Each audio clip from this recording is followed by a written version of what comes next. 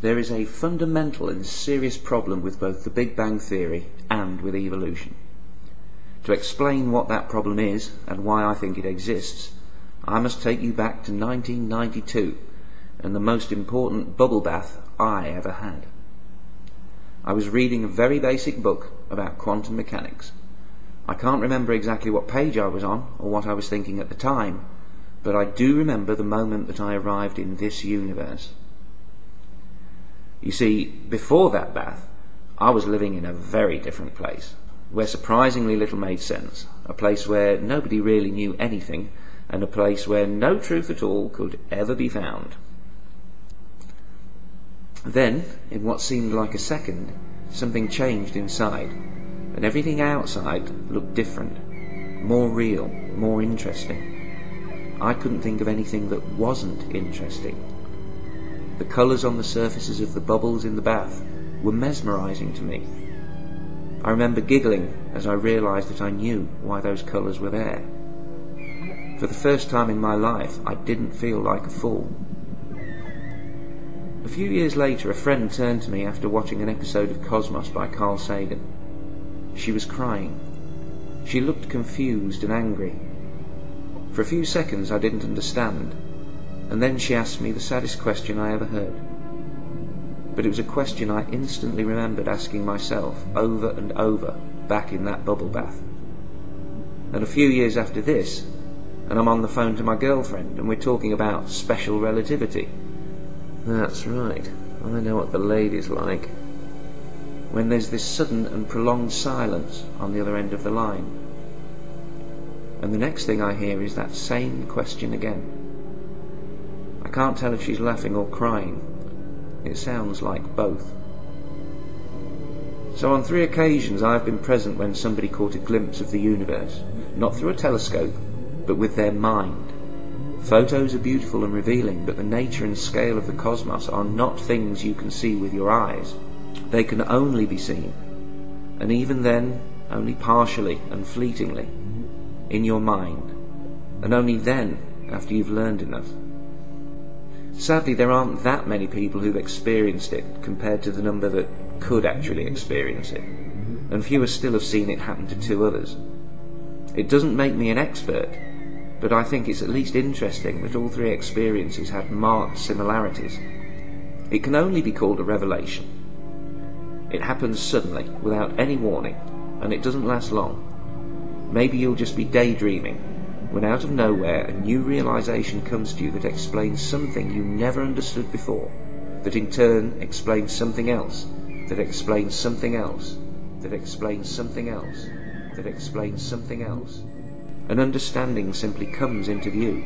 The sun will never be just the sun again, and you'll understand why people say that minds can expand.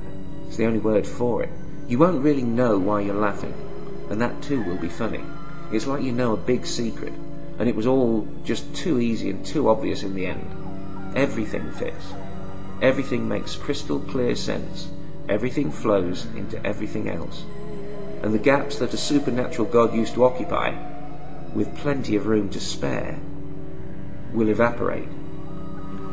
Any shred of religiously instilled fear, guilt or shame will vanish utterly in that second. You never imagined it was possible, only now do you know that it is, just as you know you will never believe a holy book ever again. You'll understand that science will never be complete, but that'll be okay. What else would tomorrow be for?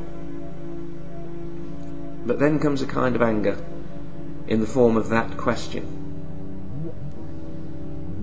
Why didn't anybody tell me? How could it be that the answers were there all along, just a few books away, and I didn't know? Why did I have to waste all those years thinking it was all a mystery? How could I get out of school and not know that the Big Bang almost certainly happened? Why couldn't I live in that universe all along? What else is school for if not to teach kids what we know about how things are? Why weren't people yelling at me, screaming at my stupidity and ignorance? So much is known, and I didn't know. Why didn't anybody tell me? 3 times I was there, and 3 times that was the first question asked afterwards. At the time I thought the answer was simple: bad schools, bad teachers, but now I think I know better. It's just not true that nobody told us. The people that knew were telling us all along. The question is not why didn't anyone tell us, but rather why couldn't we hear? And while it's true that the truth can get lost in this world of bullshit and stupidity, I think there's a far bigger problem, even for the courageously honest and rational. This reality we find ourselves in, the Big Bang, the emergence and evolution of life and love, from atoms, and those 4.5 billion summers on Earth without us. And then we come along, possibly the only minds in the cosmos, contemplating the sunrise for hundreds of millennia, yearning to understand the universe, only to find out, to our surprise, that we are the universe, that our atoms were once at the core of a star, and before that we were the energy cascading from a quantum event that we may never understand. Isn't that the very definition of incredible? Literally incredible. And that's the problem. I think that reality itself is simply too unbelievable, too hard to accept on an instinctive level. What an astonishing situation to find ourselves in. Reality is unbelievably unbelievable. So unbelievable that for many, religion is actually easier to believe. How unbelievable is that? But there is a way to be free of confusion and so much of your doubt, and to step into a universe that makes sense, if you want. To paraphrase Einstein, cosmology without atomic theory is lame, and atomic theory without cosmology is blind, and evolution without either of them is only a third of what you need to understand. Anyone who knows anything about how a car works sees a car more completely than a non-mechanic who just sees the surface, and so it is with the universe.